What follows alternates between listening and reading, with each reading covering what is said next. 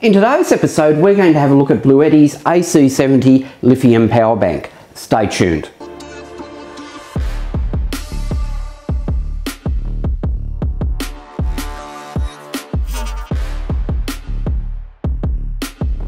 Hey guys, I'm Daryl. Welcome to the channel. Now, this week we're going to have a look at Bluetti's AC70 Lithium power bank. I've had a lithium power bank before by another manufacturer. If you watch the channel, you'll know it. It's quite a few years old now. Came up against a few limitations, even though it was very, very good for what it was designed for.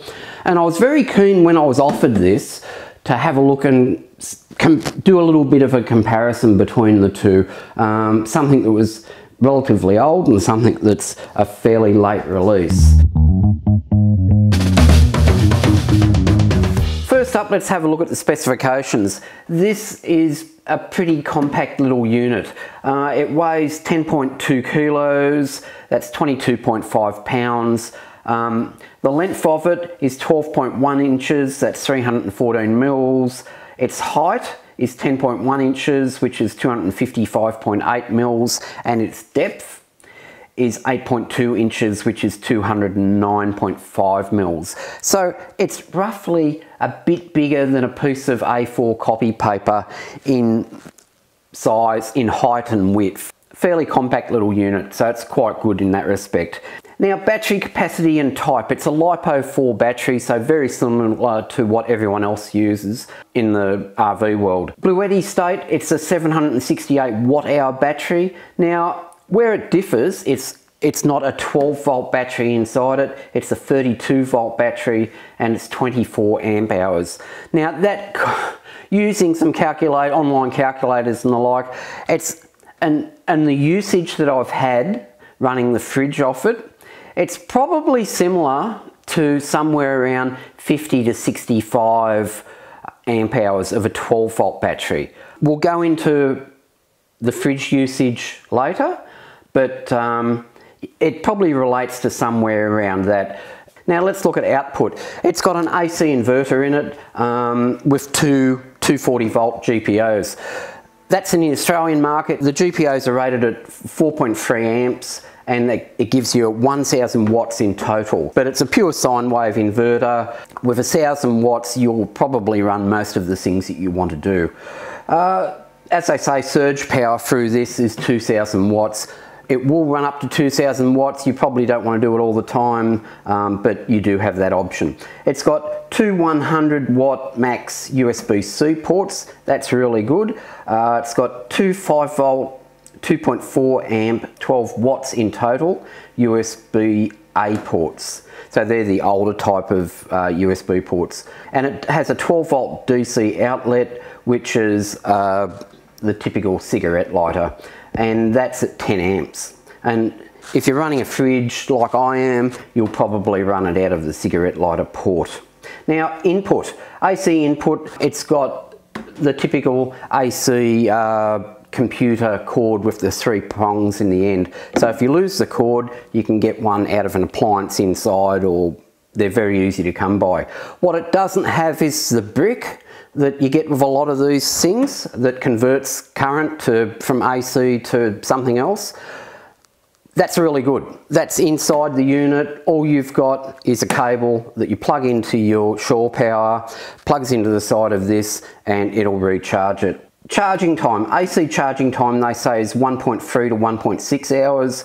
It does have a turbocharge option on it, where it says, oh, you can get up to 80% in 45 minutes. Solar charging time, they say, is between 2.8 and 3.3 hours at 500 watts max.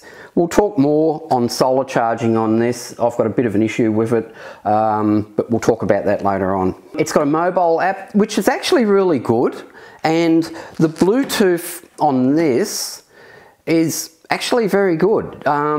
I can be inside the house or whatever, or quite a way away from this, and the Bluetooth app will still work. And it's probably slightly better than the Bluetooth app range that's on my Red Vision in the camper. So yeah, very good. Now the cables that come with it, you get your AC charging cable, you get a car charging cable that goes into your cigarette lighter on the car, you get a solar charging cable with the MC4 connectors on them. There's a grounding screw, which I don't know what you'd use it for, and the user manual. Now you can also buy some optional accessories through Bluetti, different types of cables, and you can buy a few different solar panels to go with this thing. I don't have those solar panels, but as I said, we'll chat about those later. Using this thing is really simple, and this is some of the joys of these all-in-one units.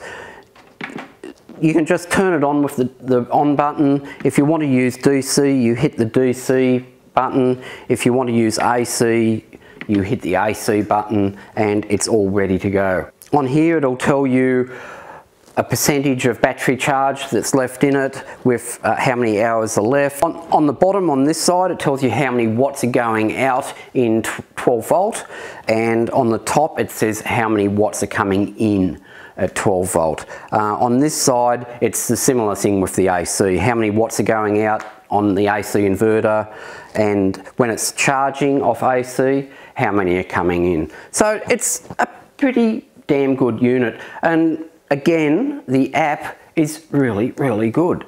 Things like charging phones off the USB ports aren't going to take a lot of energy. Running the AC ports to charge your computer or the like, again, probably not a lot of energy. But if you're going to start hammering this thing, it will suck through the juice. Now I have tested this thing out running my induction hot plate. I've got a single induction hot plate. It's a portable unit from IKEA.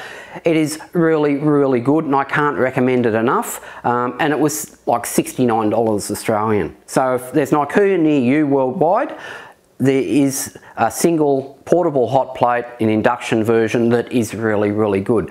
But this will run it. I don't know for how long, because I sort of heated it up and it's like, yep, that will work. But it was sucking a lot of juice out of this thing. But if I kept it around the 850 watt mark, it would run it fine, and the hot plate gets quite hot, more than enough to cook stuff on. So we may look at that in a different video. The downsides of this unit and things that I don't like, the glaring issue I have with these all-in-one units, the single 12 volt charging solar input. If they had two, where you could run a solar input in one and a 12 volt input in the other, it would be far better. And that's the sort of thing you can do when you've got a bespoke system that's separate components. However, with these things, for whatever reason, they seem to want to run just the one port. So you either have 12 volt charging the unit, or you have solar input to the unit, not both at the same time, and you've got to swap out the plugs if you want one or the other. That's the only downside I can see to this with regards to its ports and everything like that. The major issue I'm having with this at the moment is that I can't feed any solar into it. I don't have one of the Bluetti solar blankets, and I'm sure they work superbly. I have an iTech World 300 watt solar blanket. The voltage is perfect for this. The ampage that will output is up to 16 amps. I had it in the shade this afternoon, so it's outputting nothing near that, but the top end of voltage that this will accept is 10 amps. And it just won't work. There's nothing going into this thing at all with my solar blanket. So another one of the issues that I kind of have with these types of things is they're getting you into their ecosystem. It's like, use our solar blankets, use our cables, and everything will be hunky-dory. If you're happy to do that, this is a stonking little unit. You know, for a unit that's got so much capabilities at the price point that is take it out of the box, charge it up and use it, it's a damn good unit. So that's a fairly quick overview of the Bluetti AC70 Lithium battery pack. As I said, if you're a weekend warrior, it's probably pretty good. If you don't want to go wiring up everything in your camper or your vehicle, and you just want an all-in-one box that you can, take out of the box, recharge, and go out and use, I think it's pretty good, especially with the inverter and the USB-C ports and things like that. If you want more than what this produces, Bluetti makes some higher end versions. They seem to have something for everyone. I will do a further video on this. We may have a look at what it'll run and what it won't run, and compare it to the 50 amp battery setup I have in the Jeep, and see how the two compare. Very interesting. So that's it for today, guys. I hope you've enjoyed that, and I'll see you next time. Bye now.